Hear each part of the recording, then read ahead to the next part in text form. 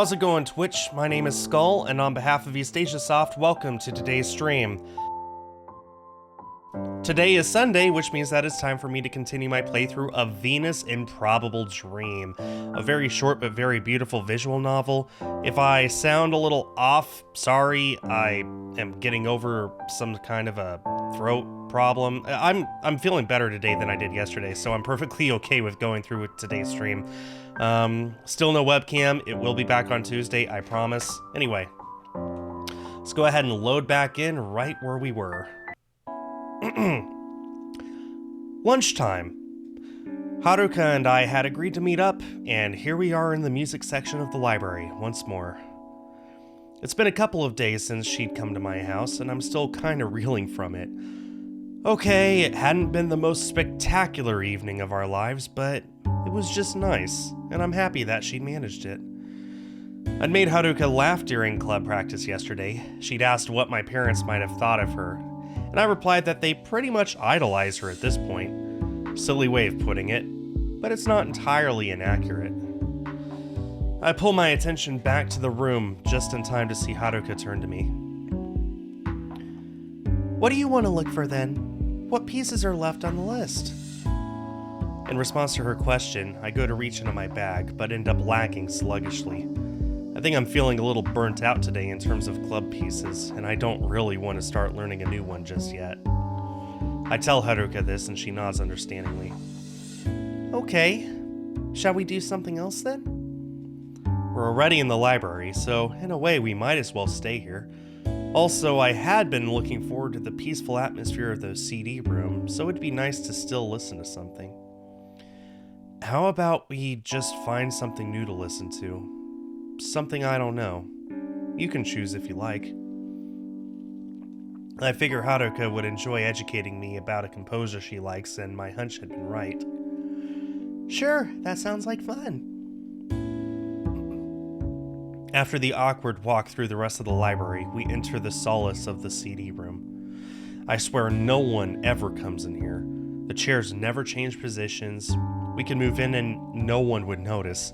The thought amuses me as we dump our bags and make our way towards the CD racks. So, what should we listen to? I don't mind, you pick. What's your favorite piece out of everything you've heard?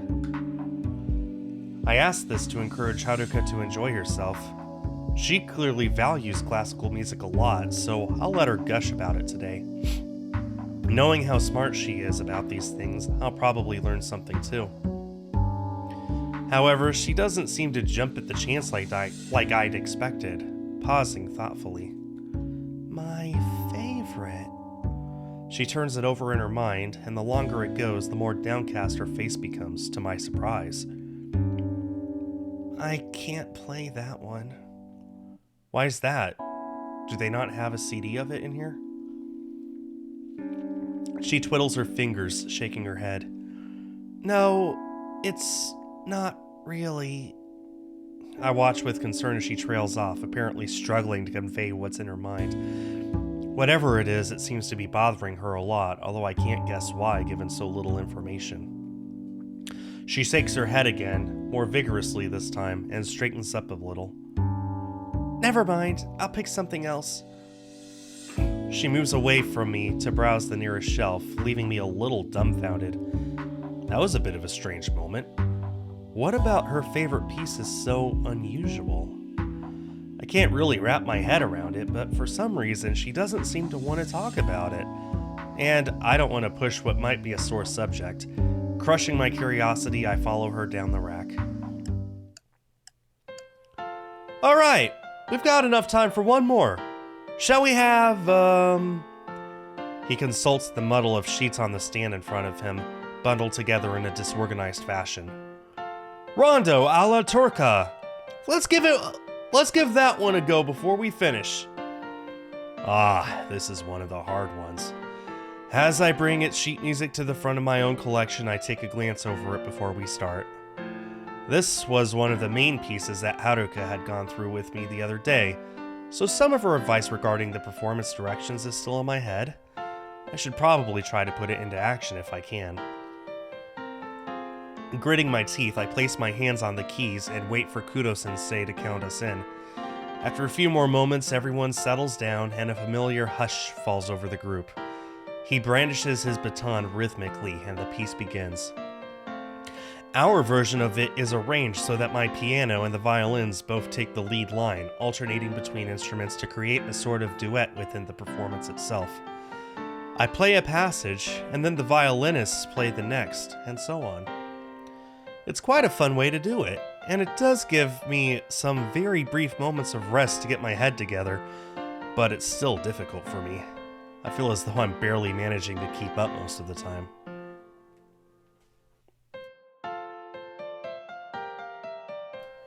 As we start approaching the middle section, I take note of the little double F written in bold font at the beginning of the first bar in that passage. Fortissimo. Haruka had told me about that. Play much more loudly than before to create a contrast. Let's give it a go. When the section comes in, I put more strength into my arms, the notes I produce rising noticeably in volume. At first I feel as though I'm being too noisy, sticking out like a sore thumb above everybody else.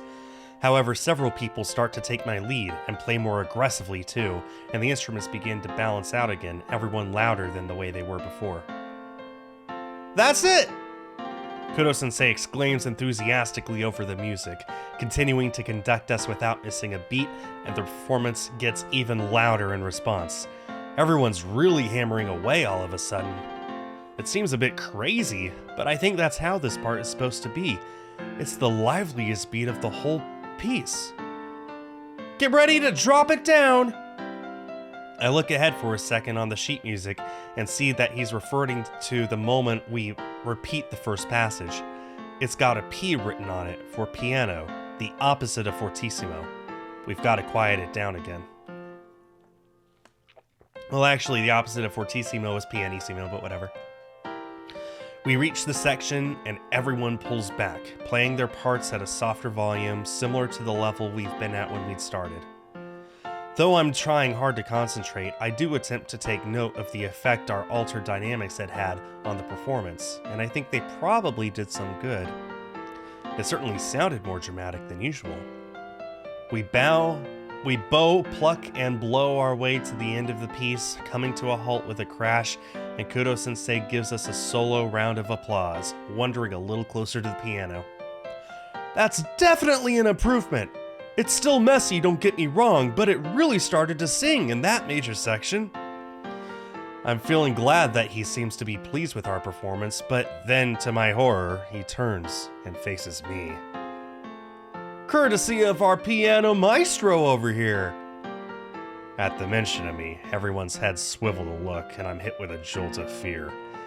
I bow my head, my gaze burying itself into my lap, but to my surprise, I'm not assaulted with a barrage of talk. My ears pick up a few approving noises and the odd chuckle, but other than that, the room remains relatively quiet. Right, off you go! Dynamics are very important in all pieces, so keep working on that with the others. At his instruction, the room breaks into free practice, and any remaining attention on me dissipates. He doesn't usually call me out like that, but I'm guessing that he just got a bit carried away thanks to the performance. To be honest, I can't believe that I even managed to make the improvement, considering how frantic my mind is during that piece in particular, never mind the fact that it had encouraged others to do the same. Feeling as though it was probably more of a fluke than anything, I grimace as Kudo-sensei closes the gap between us. That was nice, Akane! I know you were flustered, but you still put in good effort into that middle section, and it made a difference. You're getting there, little by little. I nod in acknowledgement of his praise, blushing and feeling awkward, and he passed the edge of the piano as if to spur me on. Go on and practice. He meanders towards some of the other club members, and I take my leave gratefully. As I reach the quiet hallway, I let out a sigh, glad to be out of the people's gazes and thoughts, although a small part of me is kind of enjoying the fact that I made another good contribution. As I shut the door and head across the room to the piano, Haruka regards me with a smile. The Mozart piece got really loud. She says it with a hint of amusement in her voice, and I know that it hadn't bothered her. It was probably somewhat entertaining for her to overhear. Yeah, I was trying out the fortissimo thing we were talking about. It worked, I guess.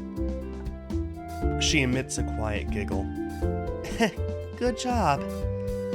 As I set up my books on the stand, I sneak a more lengthy glance at her. There's no trace of the strange, downbeat mood she briefly expressed at lunchtime, so whatever was troubling her must not be in her mind anymore. That's a relief, although I still don't quite understand what happened there.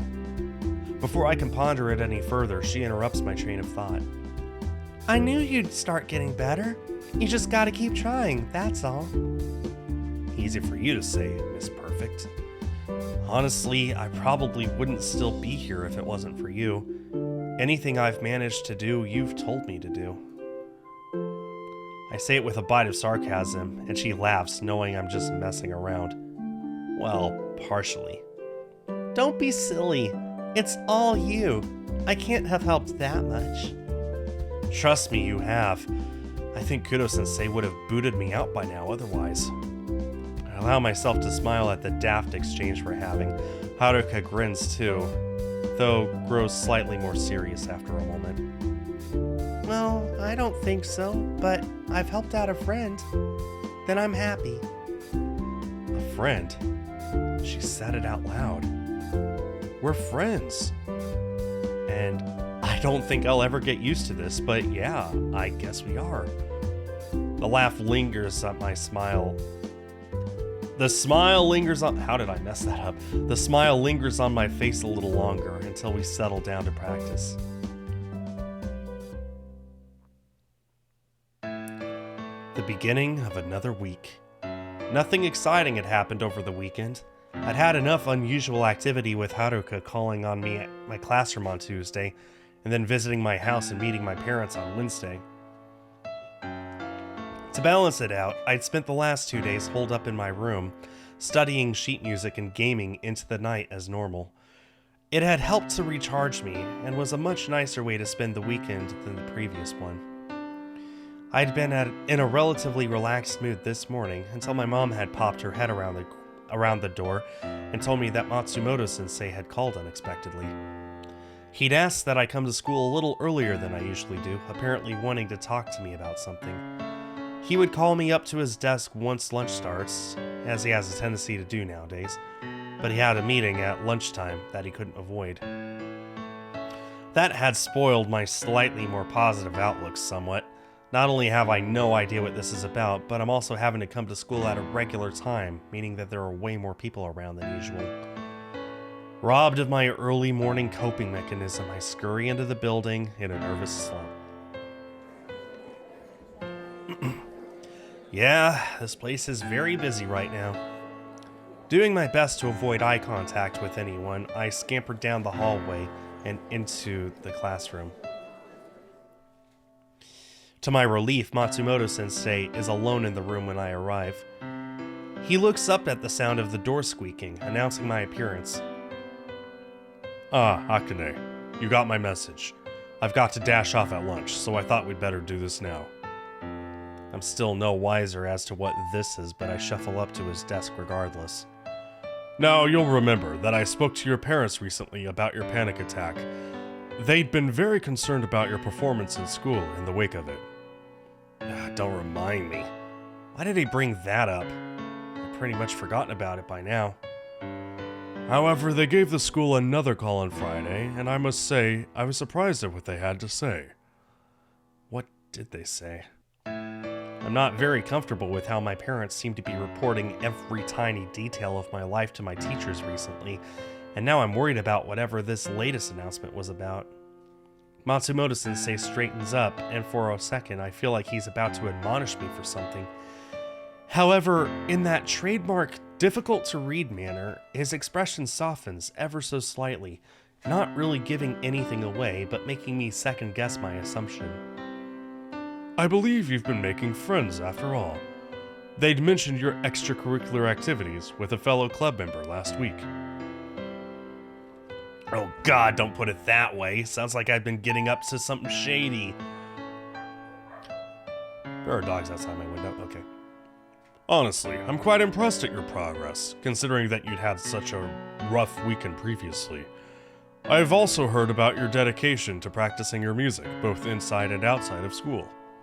This is very promising, Akane, and something close to what I imagine your parents had hoped for when we'd introduced you to the music club. Naturally, things take time, but I believe that it's a good starting point. Of course, I'm going to be the best pianist in Japan and befriend every member of the school after this. He continues to ramble on, yo-yoing between congratulating me on my conquests and stressing the importance of personal and professional growth, turning it into a bit of a lecture in places. Naturally, a large part of me is not enjoying this, but then the feeling that I'm doing something that someone approves of hits me once more, and I have to concede that it sort of makes this one-man seminar somewhat worth it. Matsumoto-sensei goes on for a little longer until I start to hear and sense the rest of the class filing into the room behind me. My nerves kicking up a little, I grow antsy, hoping that he'll let me go soon.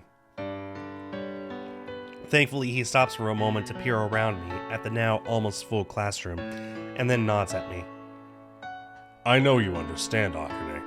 Keep it up. He moves aside, picking up a stack of papers, and I gratefully take this as my cue to go to my seat. I rush to the back of the room, sitting down and feeling very self-conscious. Several students are looking at me in confusion, not used to seeing me here already. Wrenching my textbooks out of my bag, I open one and bury my head deep into it, on the pretense of reading. I probably look dumb, but it blocks out their stares at least. Good morning, everyone. Let's begin. Oh, sweet relief.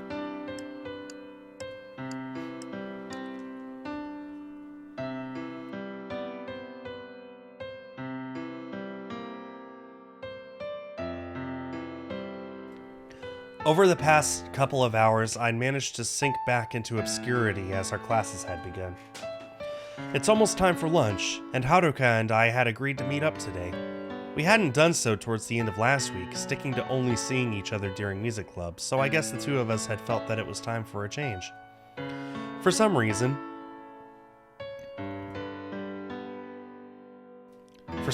my mind floats back to Haruka coming here to call on me before lunch that time. It had totally caught me off guard. Now that I think about it, she's been getting somewhat brave recently.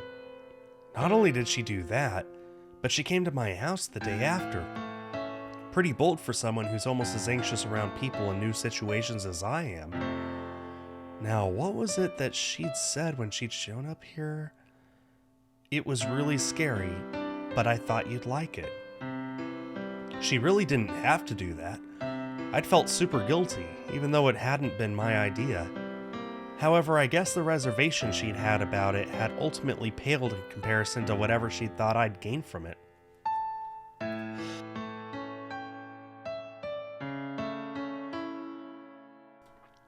That's how she'd convinced herself to go through with it. That's really something. Impressive, and a little disheartening on my part. I haven't done anything like that for her.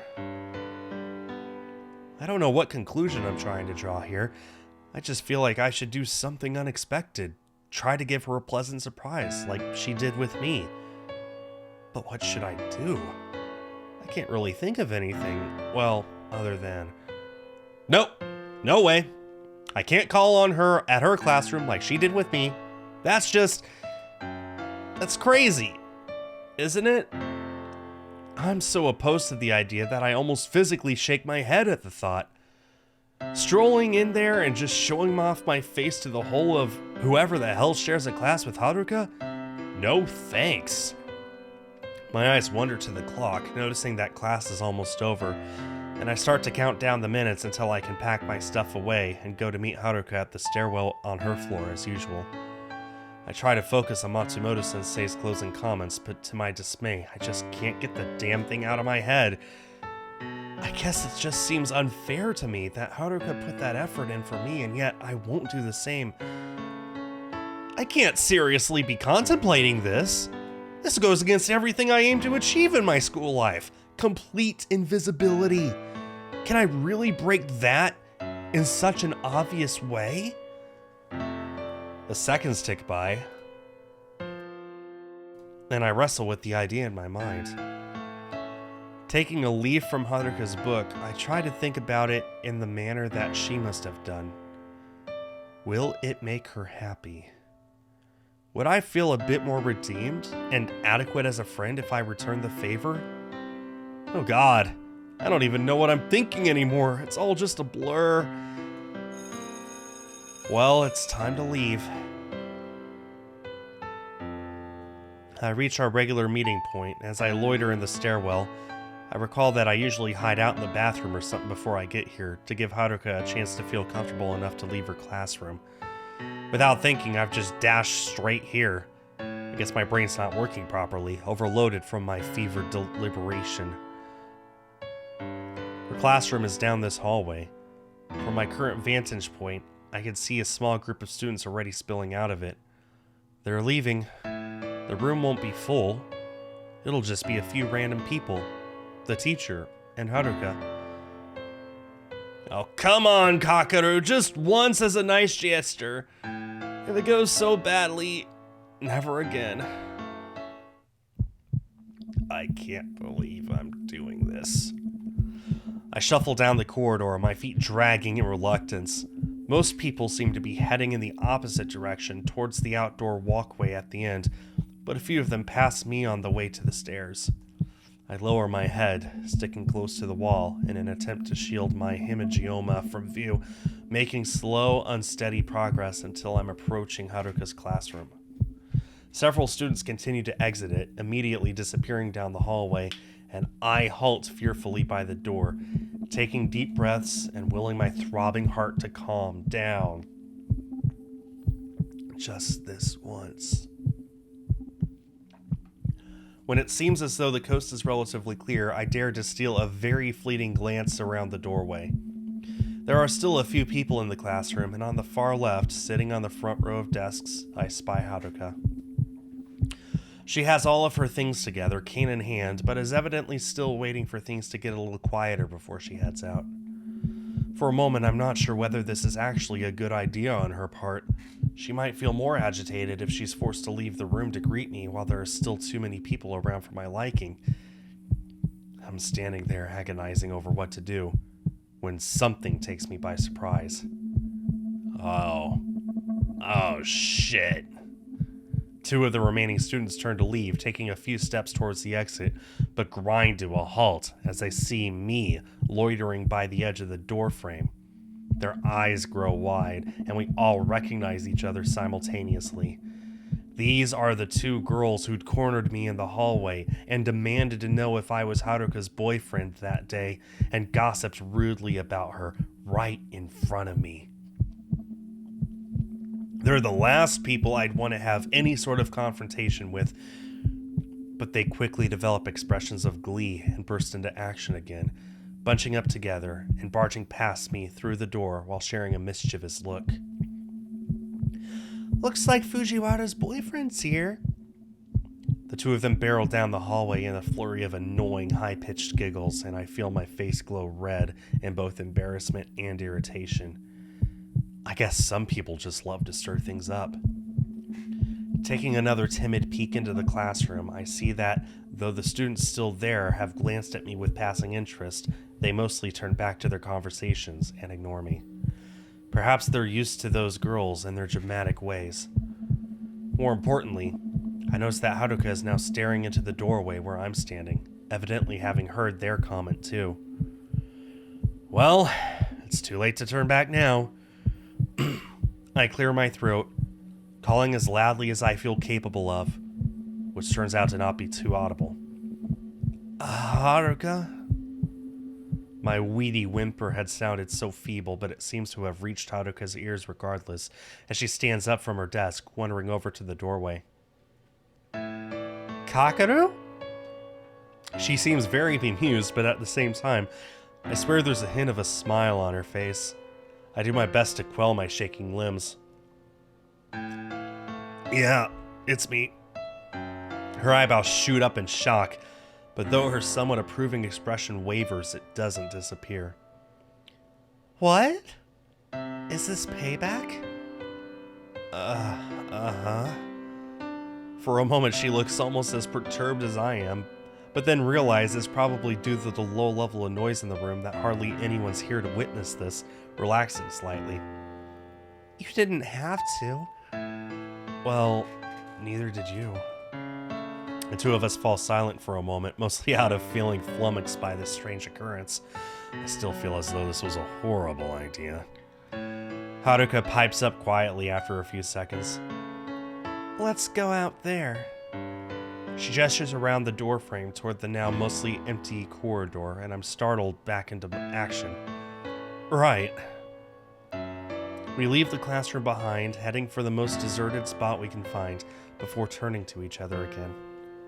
Yeah, you did it for me, so... Still struggling to get my words out, I trail off awkwardly. She looks toward me, her face displaying a mixture of surprise and something that vaguely resembles appreciation. You don't regret it, do you? While my knees are still trembling slightly, I feel as though the adrenaline is starting to subside. No, I'm alright. Good.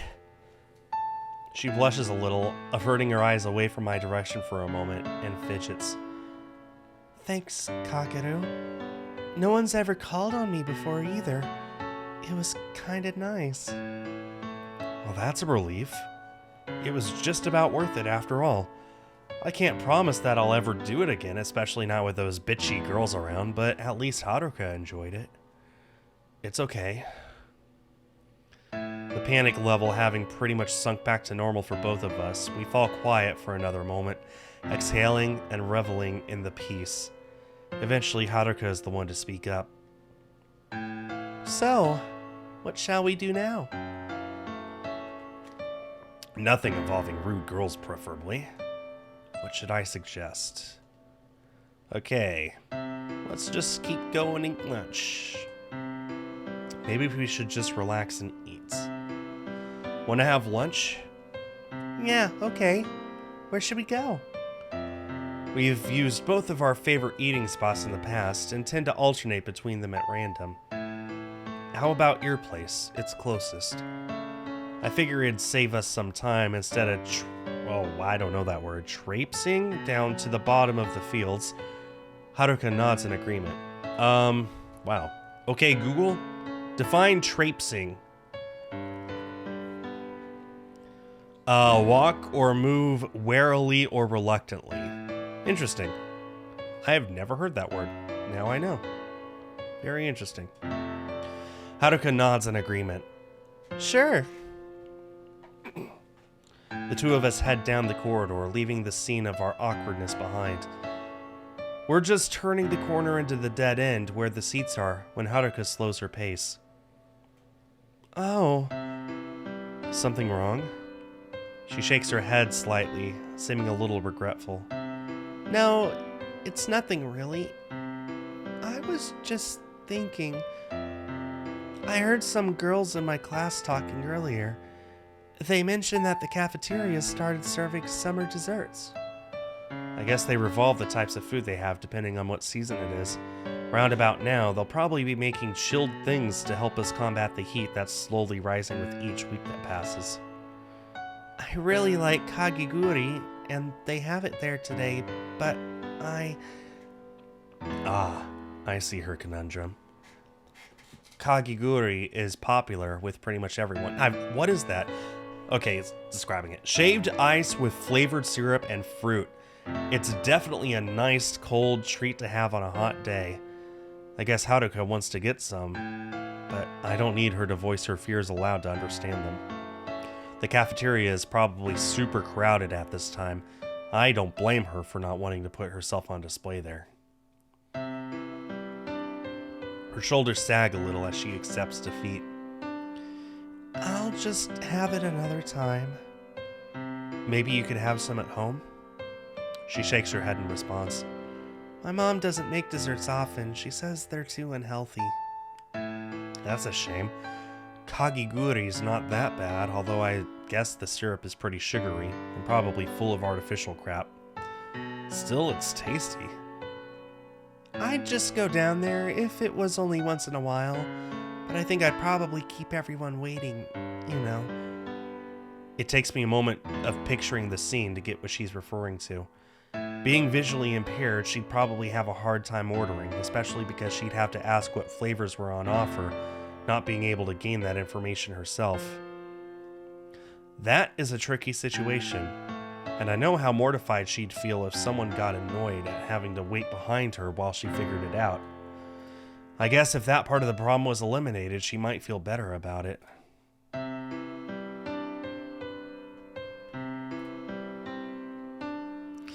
That's when my second crazy thought of the day enters me.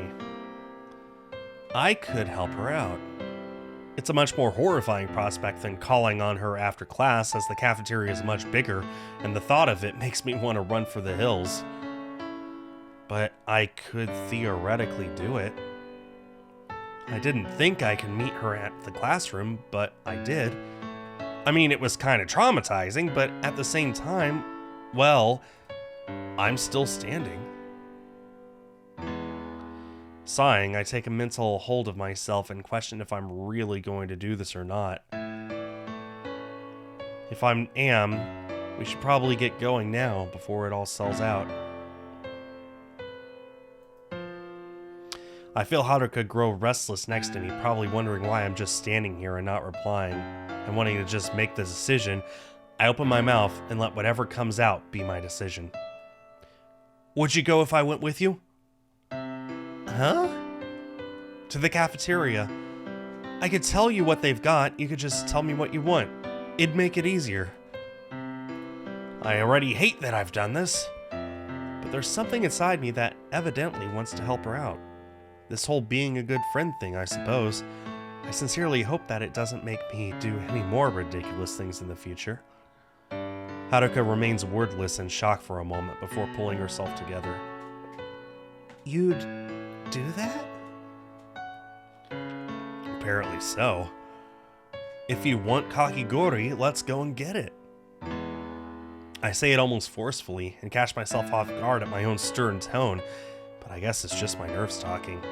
Haruka squirms a little as she contemplates it, but after a moment she unclasps her hands and nods. All right.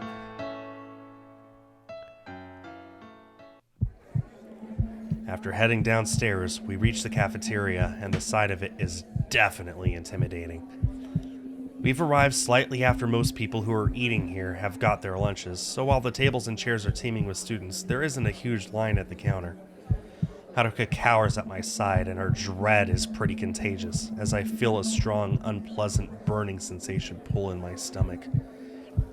The line's not too big. Should we go in? Haruka is silent for a few moments, and I could practically feel her steeling herself beside me, prompting me to try to do the same. Don't walk too far ahead, so I won't. Okay. Taking one of the deepest breaths of my life, I step forward into the room properly, and Haruka follows suit. There are a lot of groups of friends hanging out on different tables, chatting and laughing as they eat, and I lower my head as much as I can while still being able to walk in a straight line. I don't allow myself to see how many people might be staring at us, but I can't prevent my mind from imagining it. Clenching my fists inside my pockets, I make a beeline straight for the end of the lunch line. The only thing that stops me from practically running across the room is Haruka. I manage to slow myself down just enough for her to keep pace with me, and though she can't see the scene in front of her, she casts around wildly at the noises. Everything about this is horrible, but we've already begun now. The faster we do this, the faster we can be back upstairs, away from everyone. It'll be like we never came here, except Haruka will have her kakigori. We join the back of the line, and I verbally guide Haruka as to which way we need to face and move, though I stutter awfully. She follows my quiet instructions as best she can, visibly shaken as we edge along the line towards the counter. Every second that passes is agonizing, but after what feels like a year, we get close enough to the desserts that I can see what's available. Okay, they've still got kakigori. There's strawberry, green tea, or lemon flavor. I hear my own voice tremble as I speak, and it makes me feel very small. Haruka nods to herself as she still thinks about what flavor to have, and when she replies, her own voice is just about as wavering as mine had been. Strawberry. She only manages to utter the one word, but it's all I need. Okay. As we move closer to the head of the queue, I notice Haruka fumbling with a zip on her bag, and I realize she's probably looking for money to pay with. My hands are ready in my pockets. I rummage around for whatever loose change I happen to have lying around in there.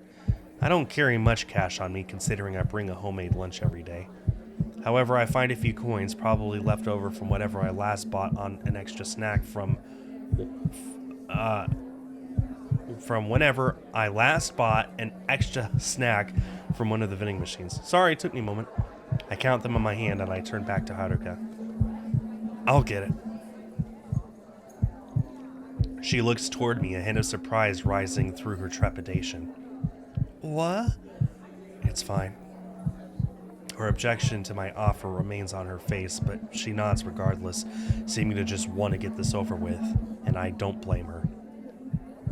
Eventually, we make it to the front of the line, and I blurt out what must be the most timid order anyone's ever had. I don't really remember the last time I bought something physically from a shop.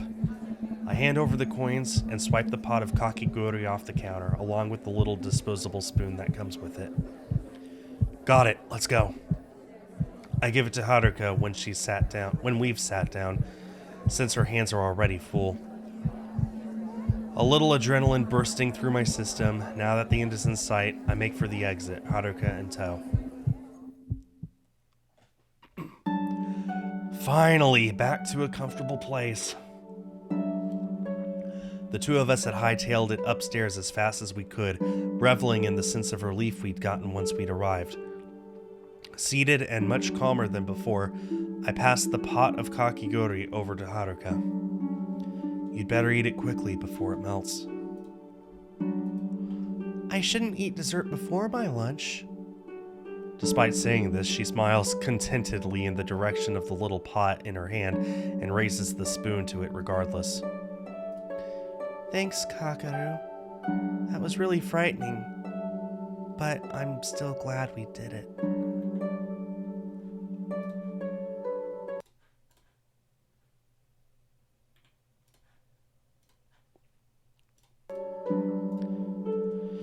A slight blush rises in her cheeks.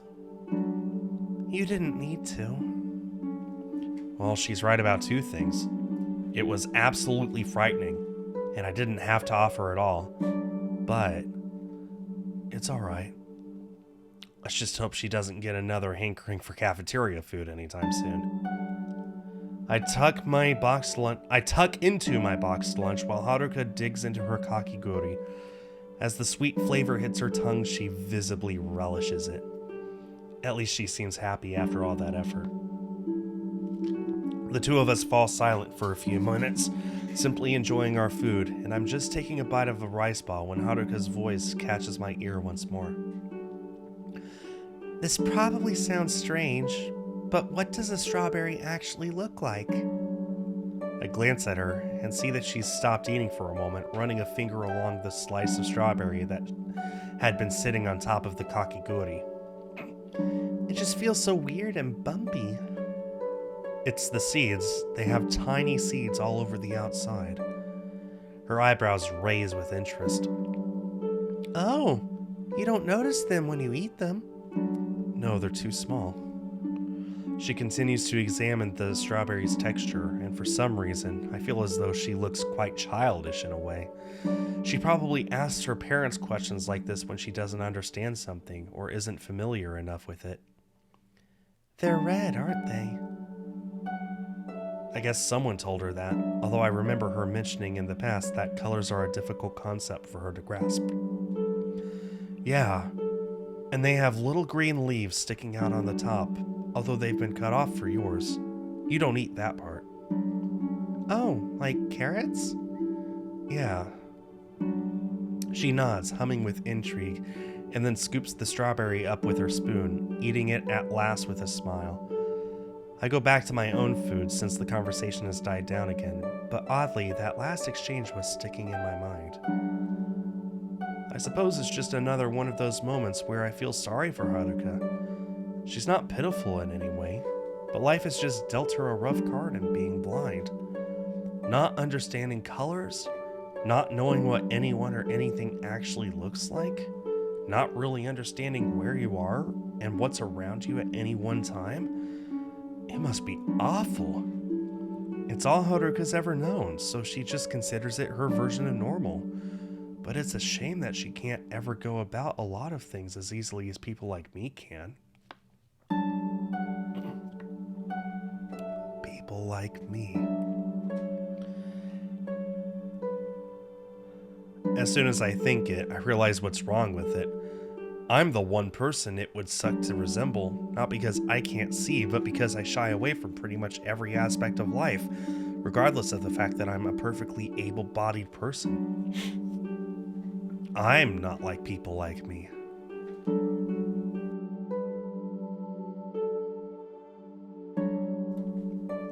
I think back on things that Haruka and I have done together, and the fact that we're even friends in the first place.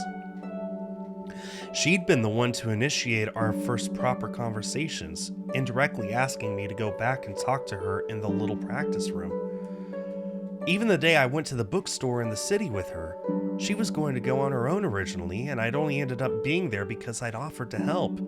If I hadn't, she'd have gone there by herself, completely unaided. Haruka has such a tough set of circumstances, and yet she tries to keep a positive mindset and pushes herself to go places that scare her sometimes so that she doesn't remain a total shut-in, a hopeless case. What do? I try everything I can to erase my existence from the eyes and minds of other people, including my own parents. And why? Because I was born with a totally normal and capable body that just has a spot on it? That's all it is, and I know it. Just a spot. I'm not handicapped in any way. I just have a mark. An unusual mark, granted, but it's nothing more than that. A dot on an otherwise clean sheet of paper. It just becomes so much bigger in my mind.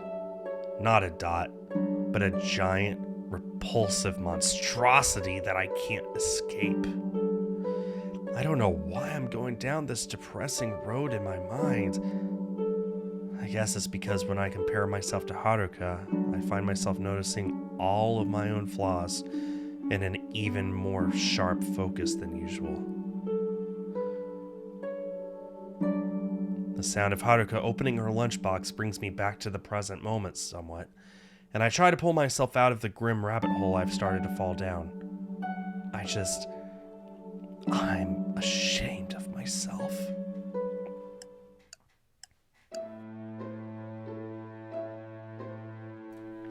The scratchy sound of pen on paper fills the room as I jot down the answer to a question. It had taken me longer than usual to come up with it, but I'm feeling pretty distracted at the moment.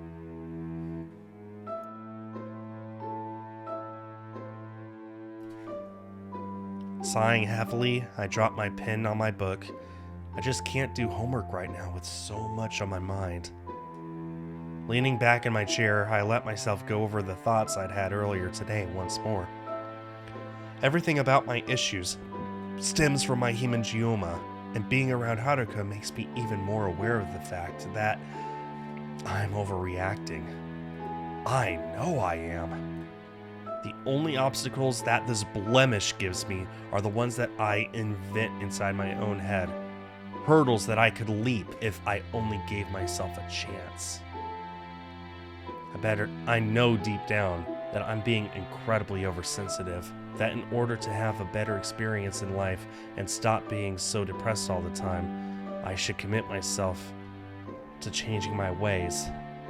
I'm no longer in denial about any of that.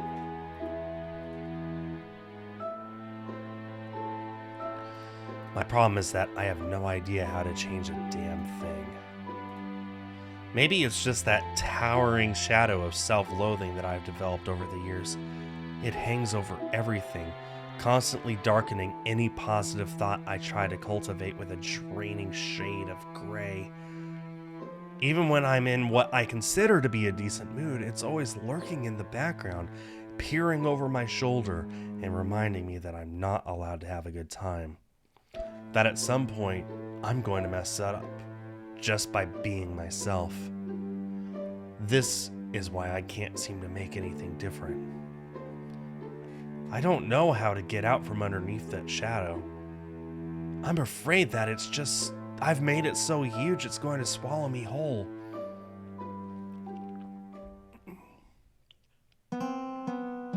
It's been a couple of days since I've started to have those uncomfortable thoughts about myself and the way that I live my life. It hadn't exactly put me in the best mood, and I'm still struggling to shake it off. I've always been aware of the fact that I essentially run away from my problems isn't a good thing. But before, I guess I just didn't really care enough. It's ever since I joined the music club and met Haruka that my view of it has slowly begun to alter. I think I want things to be better somehow. It just seems like an impossible task. What the? Is it that time already? Crap. I've been so wrapped up in my thoughts that I hadn't even noticed that class was coming to an end. Stuffing everything into my bag sheepishly, I head out. When I'd first arrived for today's club session, I'd been somewhat looking forward to having something to occupy my brain a little more and hopefully distract me from my worries. However, it hasn't been going well. My usual ability to focus is currently so out of whack that I've been a little all over the place and not up to my usual standard. I'm relieved when we finish our last run through and I'm free to skulk off and hide in that little practice room. As I pack my things away, I pray that Kudo-sensei doesn't come over and try to talk to me about my disappointing performance. Luckily, he doesn't. Perhaps he's sensing that I'm not in the best place right now and wants to give me space. Shouldering my bag, I escape into the corridor.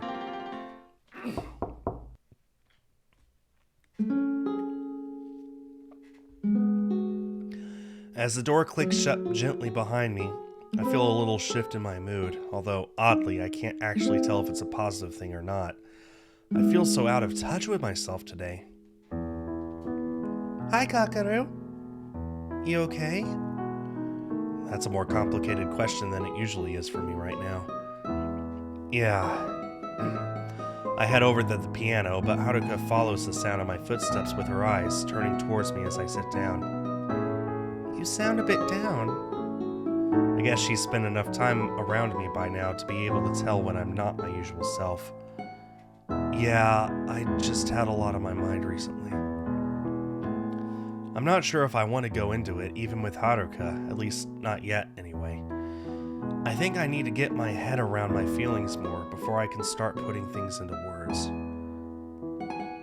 You did sound a little distracted. I don't want to elaborate, and thankfully she seems to understand, although she looks a little hesitant, a hint of disappointment in her face. I was going to ask you something, but it can wait. What was it? I don't want to ruin our hour together, and so I'm still willing to hear her out with whatever she wants to talk about. She seems to deliberate over whether to spill the beans or not, and then eventually decides to ask her question. Well, you invited me to your house, and it was really nice of you. I enjoyed it. So, I was wondering if maybe you wanted to come to mine sometime? Oh, I hadn't expected that, but it makes sense that she'd want to return the offer back to me. It's thoughtful of her, but I just don't know.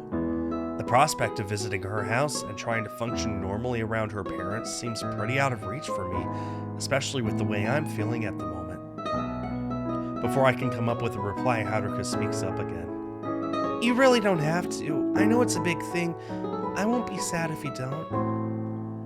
Somehow I can't believe that she won't be at least a little disheartened if I turn the offer down. Not deterred by my silence, she continues. My parents have asked to meet you too. I told them we've made friends, and they were really pleased. Same as yours, really. She She exhales a gentle chuckle, and I nod to myself. I definitely know how her parents must have been, judging by mine. It'd be just like yours if you did come. We could have something to eat, and then the two of us could study again. My parents will give us space if we want it. I'll think about it. Can I let you know soon? I don't want to just say no straight off the bat, but I'm going to need time to consider it properly. Haruka nods instantly, understanding my worries without me having to voice them. Totally, whatever you want. She seems genuinely fine with my hesitance, and it puts me slightly at ease. I guess I gave her the same courtesy when I'd invited her to my place. She hadn't given me an answer on the spot either. Okay. The two of us grow quiet for a minute, letting the slightly tense moment pass, and then we begin to practice. The room is pretty hushed, except for the repetitive clicks of my chopsticks on the side of the bowl as I eat. Mom's cooking is pretty good as usual. She'd brought it up to me a few minutes ago and then left straight away, probably to eat her own meal with Dad. I can't remember exactly how long it was that I started asking to eat dinner in my room instead of at the table with them. It must have been some time during junior high. I guess they were willing to do whatever might make me feel better. It's no different now. Anything I demand, no matter how pointless or evasive, they honor. I don't feel great about that. I bet Haruka eats with her parents. I'm not entirely sure about their relationship, but I can tell that she's closer with them than I am with mine. It does make me a little jealous inside, though I never admit it. And now I've been invited to be a part of that scenario, to meet her parents and join their family unit for an evening. It's something that both interests me and repulses me in almost equal measure. My usual fears are rearing their ugly heads in protest, but the side of me that longs for a more normal lifestyle wants to say yes. I just don't know which to listen to, which to trust. I've been thinking of texting Haruka tonight to give her an answer as to whether I'm going to accept her offer or not, but I don't think I can just yet. My mind is still too overloaded.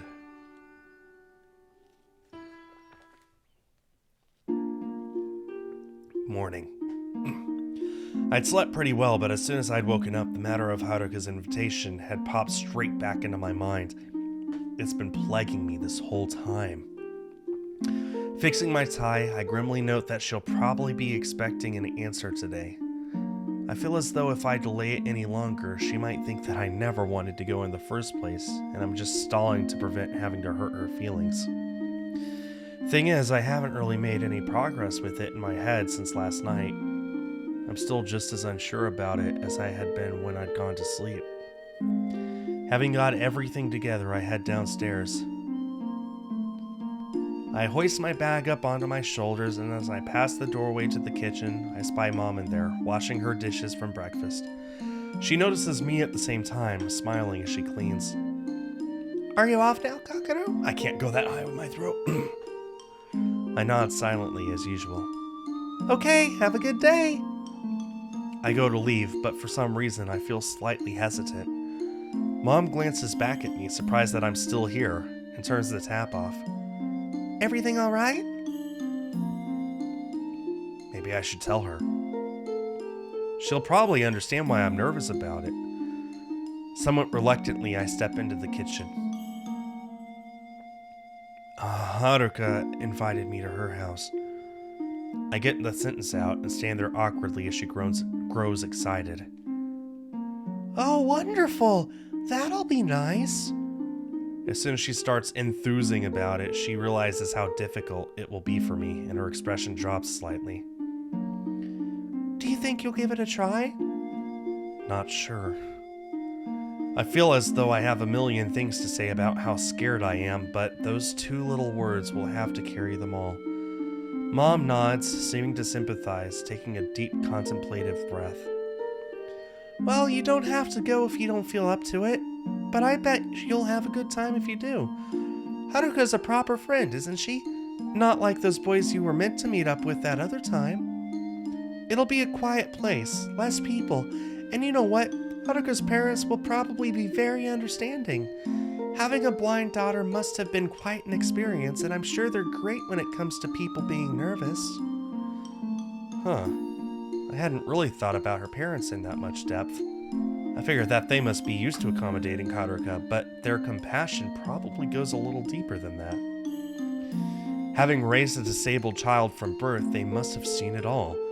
Every possible problem, every bad day, every nervous breakdown. Hell, my nerves might even seem mild to them. Who knows how bad Haruka's fears might have been before now. She's got a point. I nod pensively, and she continues. You know, your dad and I could even go with you if it'd help you feel better. I'm sure it'd be lovely to meet Haruka's parents. Oh God, no thanks. Can you imagine that? Sorry, Haruka. But I'll have to bring Mommy and Daddy with me, so they'll have to hold my hand while your parents talk to me. Is that okay? I'd feel like a real emotional basket case. Lost in my thoughts, I neglect to answer Mom, but my reverie is disturbed when she turns to check the clock. Well, you're going to be late. You better get going. Oops. Just think it over, okay? I'm sure Haruka won't mind whatever you decide. I nod, hoping for everyone's sake she's right.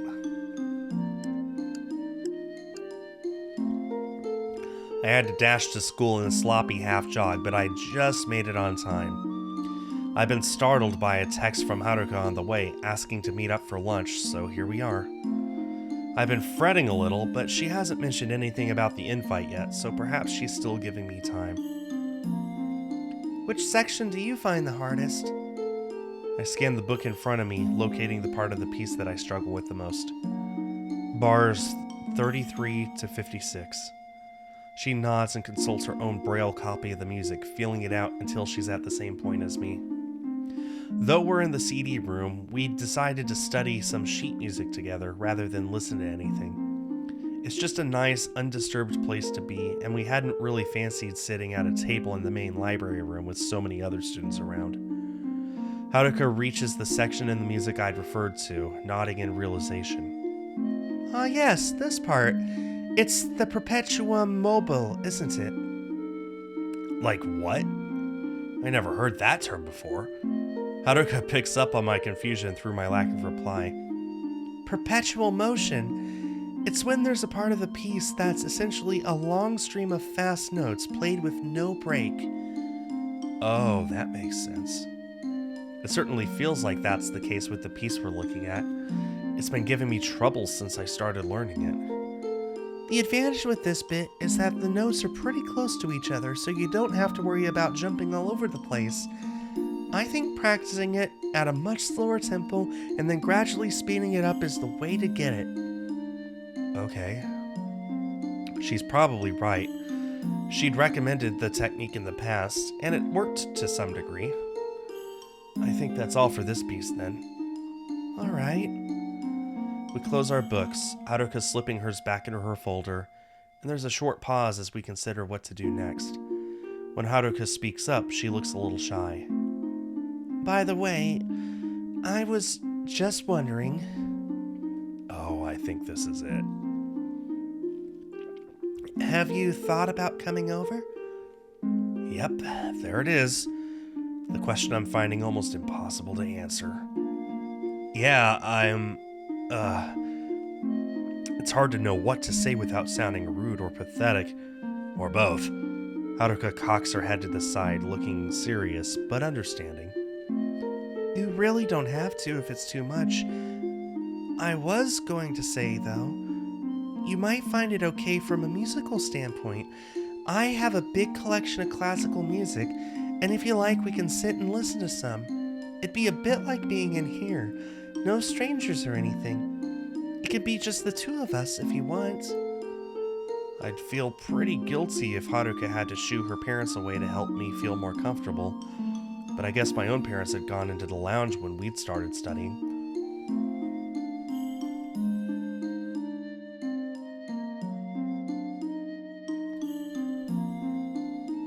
A bit it like being here? That idea does appeal to me somewhat. If we could recapture some of the calming energy that this place has there, then it might help me out. That's cool. I'll think about it a little longer, if that's okay.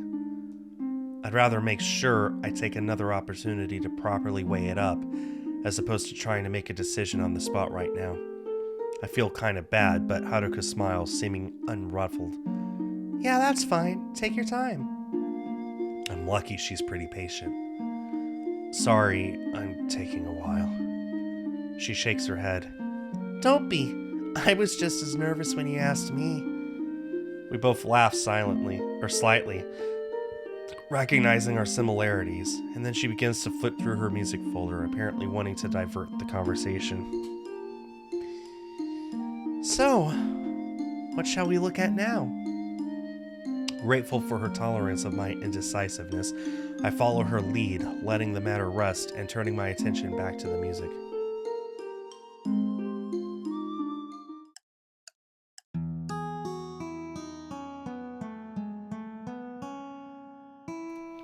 Though the sky is gray, the air remains muggy as I stride along the street, almost at my house. The rainy season hasn't been quite as bad as it usually is so far, but the clouds are still pretty thick at times.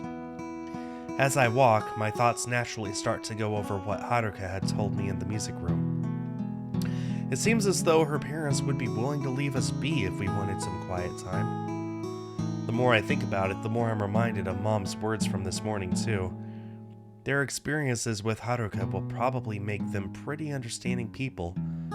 They're not likely to hound me with questions or get up in my face. On top of that, well, as soon as they see me, my reason for being anxious will become glaringly obvious. I imagine that they'll get the picture straight away. I hate the thought, but I suppose if anyone's likely to take it in stride and not freak out about it, it's probably them. It's still hard to think about. The same issues that I'd had last night are still whirling around in my head, making it hard to think logically sometimes. Reaching my front door, I head inside. No one's around as I enter the lounge, so I make my way upstairs. However, on my way up, my dad comes out of the bathroom, heading for the stairs. We shuffle a little as we make enough room to pass each other, and when we're shoulder to shoulder, he gives me a warm smile. I'm expecting him to say something, but he stays silent, simply descending the stairs without interrupting my journey. I don't know what it is about it exactly, but the basic gesture gives me a little pang of something in my chest. Dad knows that I don't like chatting, so he'd evidently decided to leave me alone. But the smile he'd shot at me as he'd passed, I guess it had been a sort of signal.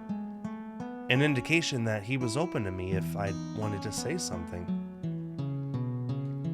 My parents are pretty supportive. I do know this, but most of the time it doesn't actually occur to me. For some reason, that little friendly expression of his has brought it back somewhat. I guess they still value me despite the fact that I'm pretty useless. That's what Dad's smile seemed to suggest to me. I'd heard his voice in my head as he'd done it. All right, son? But less of a question and more as a remark. It's all right, son. You're all right. Realizing that I've ground to a halt outside my room from thinking so hard, I head inside. I shrug my backpack off and make my way over to the desk chair, sitting down as if on autopilot. I'm not sure why I've reached this train of thought about my parents, but what it's making me feel is my anxiety might not be as big a deal to the people who understand it as it is to me. The more I think about it, the more likely it seems that it's the truth. It won't stop me from feeling terrified, but if they'll understand and act accordingly, then maybe I should... Yeah. Okay. Shifting in my seat, I fish my phone out of my pocket and type out a text to Haruka, holding my breath as I read it back to myself. Sorry I took so long.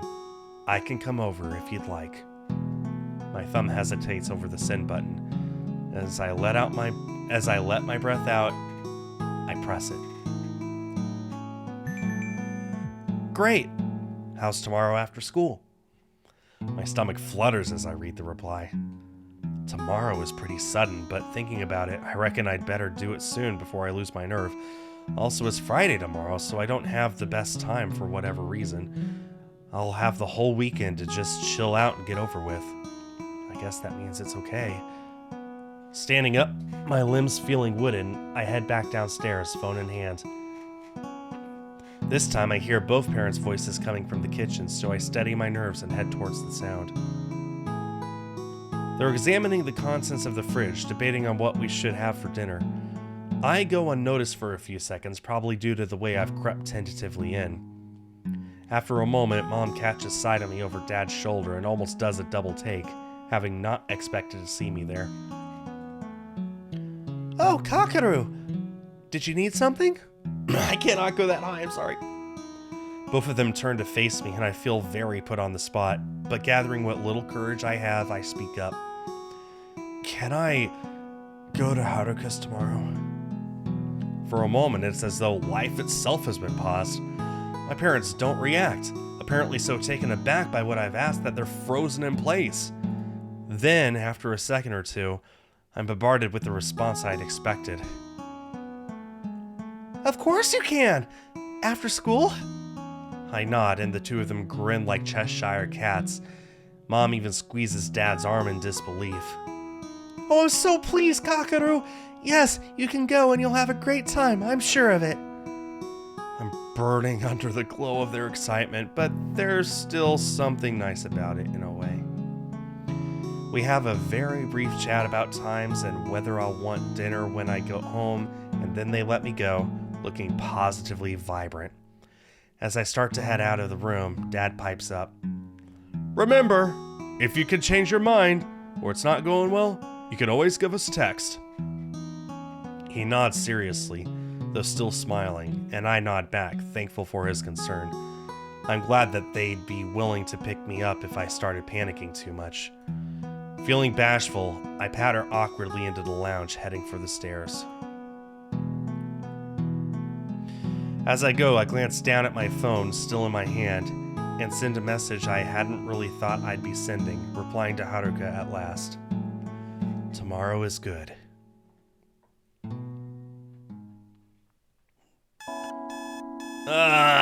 Time to get up. I swat at my phone to switch off the alarm. Man, that music sounds weird. Left, right, left, right, left, right. I swat at my phone to switch off my alarm, raising my head, and as soon as I start to sit up, I remember I'm going to Haruka's house tonight. Man, this is scary. Trying to ignore my already churning stomach, I swing my legs out of bed and pad across the room to start getting ready. As if summoned by the sound of my alarm going off, Mom knocks on the door as usual. Yeah. Morning, Kakaru. Here you go. She places my breakfast on the bed, and though everything is how it is early morning, everything is how it is every morning, she looks a lot more chipper than she normally does. As she makes her usual hasty exit, not wanting to invade my space for too long, she loiters by the door, almost speaking to me through it. Are you excited for today? Kinda. It's the truth. I'm pretty terrified, but underneath all that, there is a little bit of anticipation. All things considered, I'm quite jittery, for both reasons. Mom seems to get what I mean. Well, like your dad said last night, you can always text either of us and we'll come pick you up. I'm sure you'll do absolutely fine.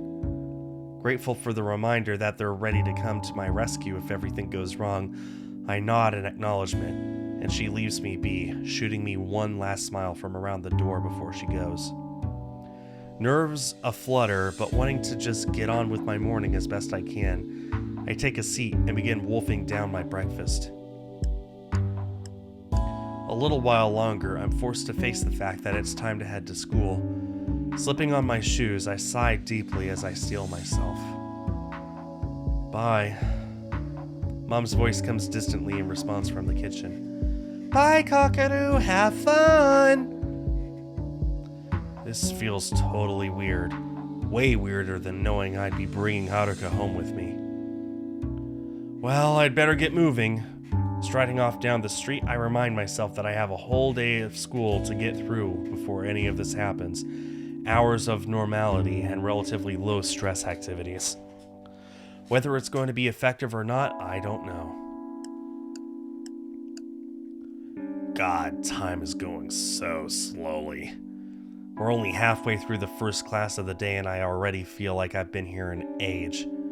I guess it's the nerves. In a way, I should be thankful that the day is going slow, as it means that I'm not really rushed into the impending, unsettling situation I'm dreading. Strangely, it doesn't feel as good as it probably should. I feel like I'm in some sort of purgatory. Well, I finally made it to lunchtime. Since Haruka and I will be spending plenty of time together later, we hadn't arranged to meet for lunch. Kind of a good job, really, as I'm a little too twitchy to provide any good conversation. I'm starting to get the feeling that this afternoon is going to be even more slow than the morning had been. But I really hope not. Let's just focus on eating. God, is this day ever going to end? I feel like I'm going insane here. I don't care about Matsumoto-sensei's stupid lecture. I just want to get out of here. Even if it means bringing the scary event closer, I'd rather not be sitting here feeling like time's going backwards.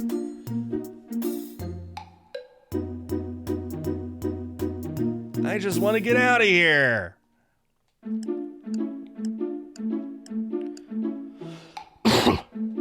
Okay, we probably only got...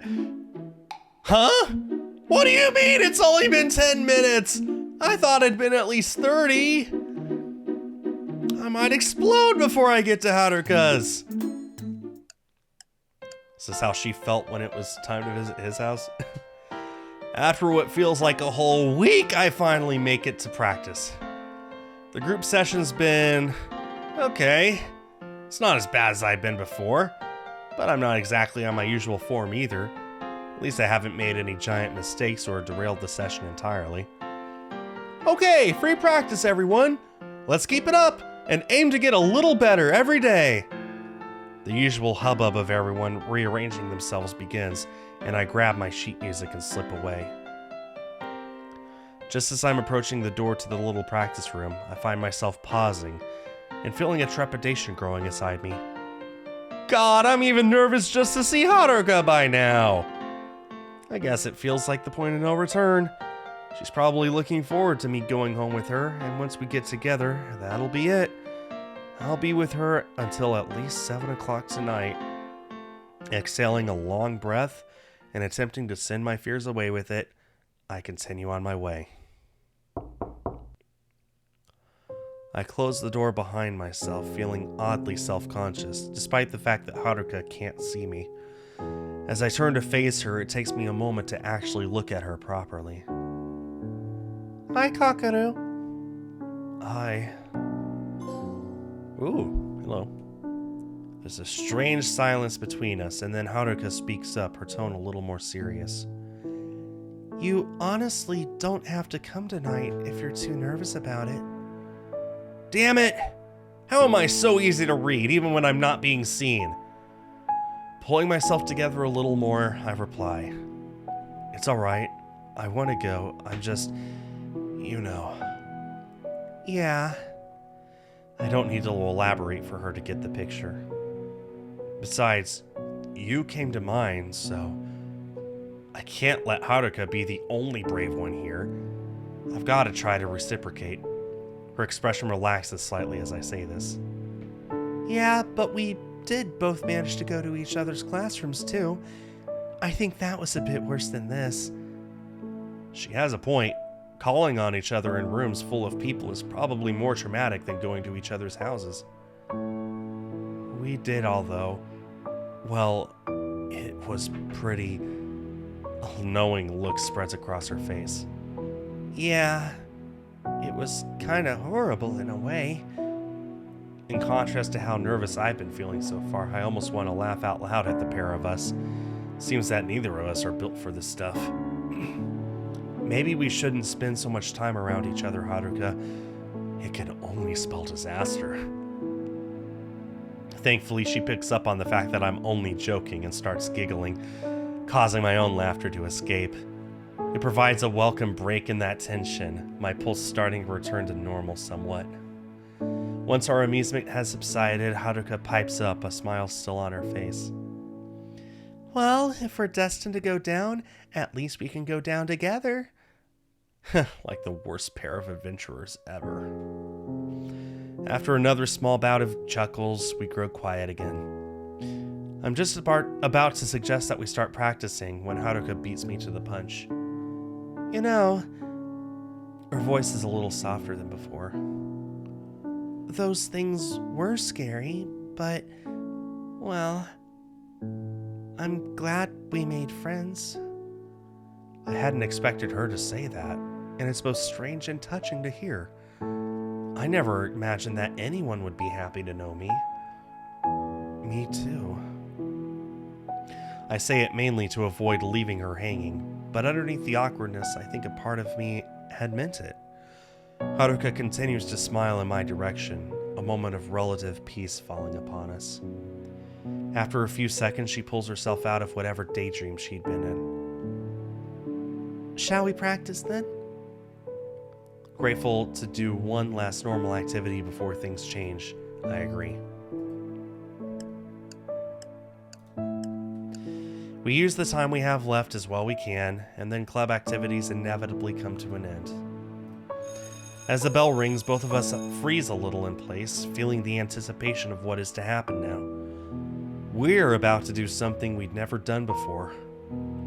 Even Haruka hesitates, although it might be out of concern for my mental state more than anything, and the last thing I want is her to worry about me to the point of stress. As if to act on this, I stand up and start packing my things away, and it spurs her into action too. Wordlessly, we get ready to leave, heading out into the corridor. Most of the club members have already left ahead of us, only a trickle of students remaining at the doorway. We hang back until we're alone, and then make our exit undisturbed. Walking side by side, Haruka remains as timid as I am as we head toward the school entrance. This is where we'd usually say goodbye, and as if that were the case, Haruka turns to me like she always does. For a moment, she looks as though she's bracing herself for disappointment. So, she fiddles with her jacket awkwardly, and for a horrible moment, my brain apparently set on self-sabotage, conjures up the memory of a panic attack, reminding me that it could happen again. But as torturous as that fact is, I don't want to listen. This situation is not the same as that one had been. Besides, the thing that clinches it for me is Haruka's expression. She'd told me multiple times that she wouldn't be disappointed if I didn't go, but looking at her now, I can tell that that's not true. She's already got that hurt in her eyes. That suggests that she's already convinced herself that I'm going to change my mind and go home instead. That, coupled with the logical reasoning that I've attempted to coach myself with, causes me to open my mouth. Yeah, let's go. I force myself to move, stepping up beside her to face the direction of her house, signaling that I'm ready to leave. For a moment, she simply follows my footsteps with her eyes, and then her worried expression gives way to a relieved smile. Yeah. Neither of us speak much as we head down the pathway, reaching the leafy stretch that runs alongside the park that I recognize from the only time I've done this journey previously. In a way, it's somewhat comforting not to have to make conversation when I'm this tense. However, she does pipe up once, probably in an attempt to put me at ease. At least you don't need an umbrella this time. Yeah, that had been fun. And by fun, I mean nerve-wracking. Yeah. Our travels remain undisturbed, the only sounds being the repetitive patters of our footfalls and the odd bird chirping from a tree. Once we leave the park area and get onto the end of Haruka's street, My stomach starts to perform flips. This is really happening, isn't it? Oh, God. I've got to try and stay calm. It can't possibly be as bad as my paranoid brain is making it out to be. Haruka's parents will be nice and understanding. I won't be judged or questioned. It'll be all right.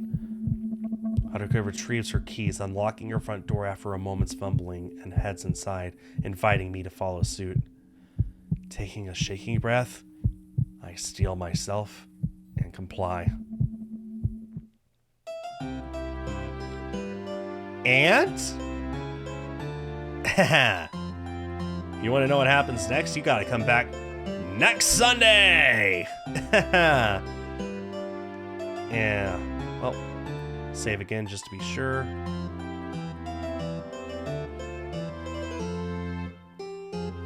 And go back to the main menu. And that will bring this stream of Venus Improbable Dream to an end. So yeah, I hope everyone enjoyed. I am really loving this game. I'm sorry about my voice. I hope it's better by Tuesday. Definitely by next week if you guys are following this series. So yeah. That'll bring my stream to a close. I'll be back on Tuesday to play something else, and I'll be gone Friday for Thanksgiving. So yeah, my webcam should be back Tuesday, something to look forward to. Shout out to the lurkers. Shout out to everyone watching this on YouTube afterwards. On behalf of East Asia Soft, I have been Skull. Have yourselves a great day and a great week, and I will see you all next time. Bye-bye.